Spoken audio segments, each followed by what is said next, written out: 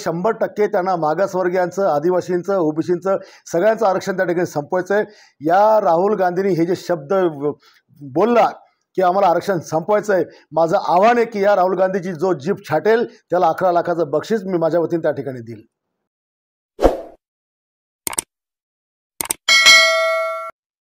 देवेंद्र फडणवीस साहेब, एकनाथ शिंदे साहेब, तुमचे आमदार जीभ छाटण्याची भाषा करतात, बक्षीस ठेवण्याची भाषा करतात, पहिल्यांदा त्यांना अटक झाली पाहिजे। महाराष्ट्र कायद्याचं राज्य आहे की नाही? महाराष्ट्रात कायदा सुव्यवस्था ठेवायची की नाही? संजय गायकवाड असं म्हणतात की राहुल गांधींना आरक्षण संपवायचंय। अहो, राहुल गांधीच काय, या देशात तुम्हीच काय, कुणी जरी ठरवलं, गांधींनी जरी ठरवलं तरी आरक्षण रद्द करू शकणार नाही। पण ज्या राहुल गांधींच्या मनात या देशात जातीनिहाय जनगणना झाली पाहिजे ही ज्यांची भूमिका आहे, त्या वक्तव्यावर गायकवाड का काही बोलत नाही? राहुल गांधींचं इंग्रजी मधलं जे काही त्यांनी दिलेली मुलाखत आहे ती कळती तरी का त्या संजय गायकवाडांना? राहुल गांधींची जीभ छाटण्यासाठी कोण आहे संजय गायकवाडांच्या पाठीशी? मुख्यमंत्री काहीच बोलणार नाहीत का? उपमुख्यमंत्री काहीच बोलणार नाहीत का? संभाजी ब्रिगेडला प्रश्न पडलाय, मी एक संभाजी ब्रिगेडचा प्रवक्ता म्हणून महाराष्ट्राला प्रश्न विचारतोय। महाराष्ट्रामध्ये मराठा आरक्षणाचा प्रश्न आहे, धनगर आरक्षणाचा प्रश्न आहे, मोर्चे, आंदोलन, मेळावे सुरू आहेत। संजय गायकवाड, त्यांचे पक्ष, त्यांचा नेता काहीच बोलायला तयार नाही। शिंदे गटाचे आमदार आहेत हे संजय गायकवाड, जे आरक्षण मागितलं जातं ते आरक्षण दिलं जात नाही, भलतच लोकांना दिलं जातं। मग या मुद्द्यावर का बोलत नाहीत? सगळ्यात वाईट गोष्ट आहे। पण ह्या सगळ्या विषयावर मित्रांनो आपल्याला चर्चा करायची आहे। सर्वांना सप्रम जय जिजाऊ, नमस्कार, जय महाराष्ट्र, जय शिवराय। मी संतोष शिंदे आपल्या सर्वांचं स्वागत करतो। विनंती एवढीच आहे, व्हिडिओ शेवटपर्यंत पहा, जास्तीत जास्त शेअर करा आणि सगळ्यात महत्वाचं, ह्या वाचाळवीरांचा बंदोबस्त करण्यासाठी समता, समानता, बंधुस्ता प्रस्थापित करणारे तुम्ही आम्ही सगळे आरक्षण समर्थक, संविधान समर्थक एकत्र आलं पाहिजे। म्हणून जास्तीत जास्त सबस्क्राईब करा, फॉलो करा, जास्तीत जास्त शेअर करा, बेल आयकॉन प्रेस करा आणि आपल्या प्रत्येक महाराष्ट्राच्या कानाकोपऱ्यात, गावखेड्यापर्यंत ही व्हिडिओ पोहोचली पाहिजे। ज्या 40 आमदारांनी महाराष्ट्रासोबत गद्दारी केली, बंडखोरी केली, त्या आमदारांपैकी एक संजय गायकवाड, ज्या बुलढाण्यातून प्रतिनिधित्व करतात, तो लखोजी राजे जाधवांचा जिल्हा, राष्ट्रमाता जिजाऊंचा तो जिल्हा, ज्या जिल्ह्यातून ते प्रतिनिधित्व करतात त्या जिजाऊंचा वारसा संपूर्ण पुण्यासह महाराष्ट्राने, देशाने आणि जगाने स्वीकारला। जिजाऊंच्या पोटी ते 2 छत्रपती त्या ठिकाणी या स्वराज्यात दिले। त्या बुलढाण्यातून संजय गायकवाड अशा पद्धतीचं वक्तव्य करतात, म्हणे राहुल गांधी असं असं बोलले। राहुल गांधीच काय, कोणी जरी असं वक्तव्य आरक्षण विरोधी केलं ना तर ते कोणीही खपवून घेणार नाही। राहुल गांधीच काय, राहुल गांधींचे कार्यकर्ते सुद्धा खपवून घेणार नाहीत, त्यांची हिंमत नाही आरक्षण संपवायची। पण तुम्हाला जर ती भाषा कळत नसेल, तुम्हाला जर आरक्षण तुम्ही कुठं अडवून ठेवलंय हे जर कळत नसेल आणि तुम्हाला आरक्षण द्यायचं नसेल, म्हणून तुम्ही लूज फॉल शोधताय। आणि एवढी कशी काय पैशाची मस्ती आली? संजय गायकवाड साहेब म्हणजे खरं तर 11 लाखाचं काय बक्षीस ठेवणं म्हणजे हा उंटाचा मुका घेण्याचा प्रकार आहे, आणि तेही जीभ छाटण्यासाठी। चला, तुम्ही आरक्षण मराठ्यांना, धनगरांना देऊन दाखवा, महाराष्ट्रातील तमाम जनता तुम्हाला 11 नाही 21 लाखाचं बक्षीस देईल।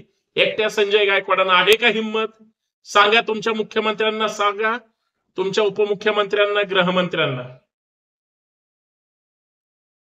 पण महाराष्ट्र अस्थिर करण्यासाठी संजय गायकवाड सारखे असंख्य वाचाळवीर, मग ते शिंदे गटाचे असू द्या किंवा भाजपचे असू द्या, काही स्टेटमेंट करतात। वैचारिक दृष्ट्या ह्यांची उंची फार कमी आहे, हेही तेवढंच लक्षात येतं। सगळ्यात महत्वाचं,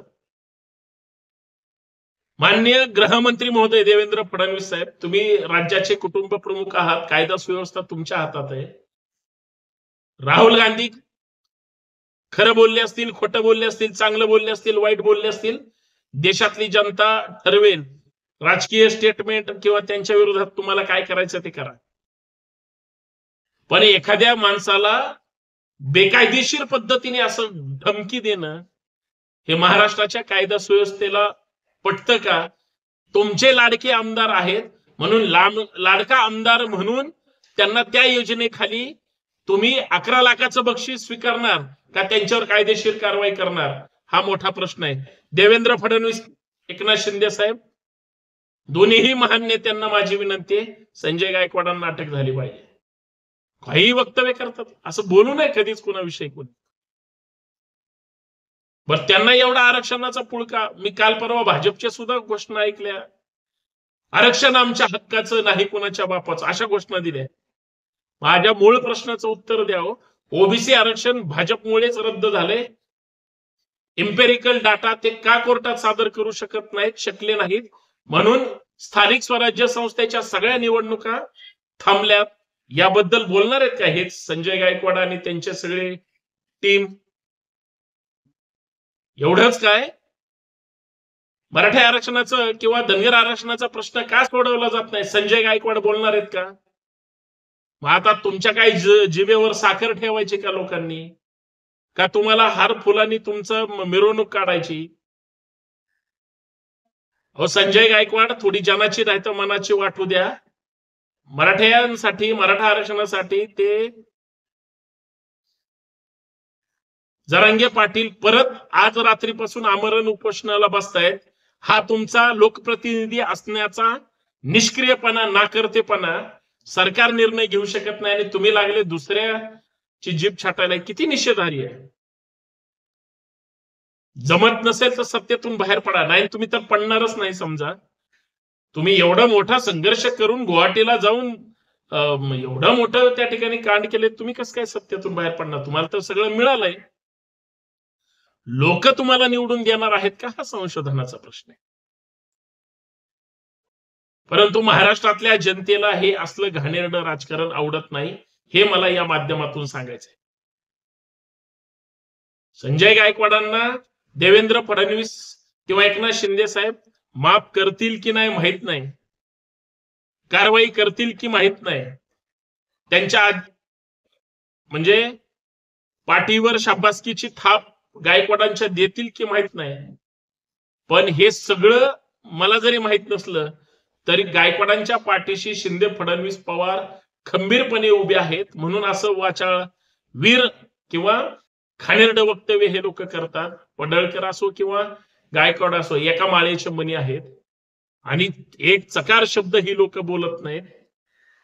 म्हणजे हे सगळे लोक महाराष्ट्राला फसवतायत. पण मित्रांनो, ह्या जेवढे वाचाळवीर आहेत सगळ्या पक्षातले, ह्यांना महाराष्ट्राचं मणिपूर करायचं असेल, महाराष्ट्राचा श्रीलंका करायचा असेल, महाराष्ट्रातला म्हणजे कायदा सुव्यवस्थेच्या काहीत अत्यंत वाईट अवस्थेत टाकायचंय. आपण तसं होऊ द्यायचं नाही.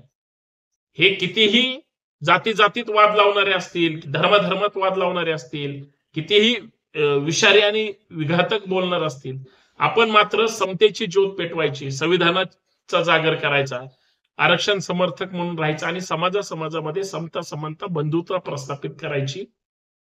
आपण महाराष्ट्राचं प्रबोधन करायचं. ह्यांना विष कालवायचंय काल उद्या. पण माझा थेट प्रश्न आहे गृहमंत्र्यांना, संजय गायकवाड जरी आमदार असले तरी त्यांचे लाड करू नये. तुम्ही करणार का? आणि संजय गायकवाडांना अटक करणार का? हा संभाजी ब्रिगेडचा थेट सवाल आहे. धन्यवाद. महाराष्ट्रात आणि देशामध्ये आरक्षणाच्या मागणीची आग लागलेली असतानाच त्यातच मागासलेल्या जातींना समाजाच्या बरोबरीने उभं करण्याकरता डॉक्टर बाबासाहेब आंबेडकरांनी संविधानामध्ये मागासवर्गीय, आदिवासी, ओबीसी इतर सगळ्या प्रवर्गांना रिझर्वेशन त्या ठिकाणी दिलं. आणि असं असताना काँग्रेसचे ज्येष्ठ नेते राहुल गांधी यांनी विदेशामध्ये जाऊन माझ्या देशातलं रिझर्वेशन आम्हाला संपवायचं आहे अशा प्रकारचं वक्तव्य त्या ठिकाणी केलं. म्हणजे काँग्रेसचा खरा चेहरा आणि त्याच्या पोटातली मळमळ त्यांनी त्या ठिकाणी ओकून दाखवली. लोकसभेच्या निवडणुकीमध्ये संविधान धोक्यात आहे, संविधानामध्ये हे आपलं आरक्षण संपणार आहे असा फेक निगेटिव्ह नेरेटिव्ह ठेवून त्यांनी समाजाची मतं घेतली आणि आज ते आरक्षण संपवण्याची भाषा करून आलेत. म्हणजे 100% त्यांना मागासवर्गीयांचं, आदिवासींचं, ओबीसींचं सगळ्यांचं आरक्षण त्या ठिकाणी संपवायचं आहे. या राहुल गांधींनी हे जे शब्द बोलला की आम्हाला आरक्षण संपवायचं आहे, माझं आव्हान आहे की या राहुल गांधीची जो जीभ छाटेल त्याला 11 लाखाचं बक्षीस मी माझ्या वतीने त्या ठिकाणी देईल.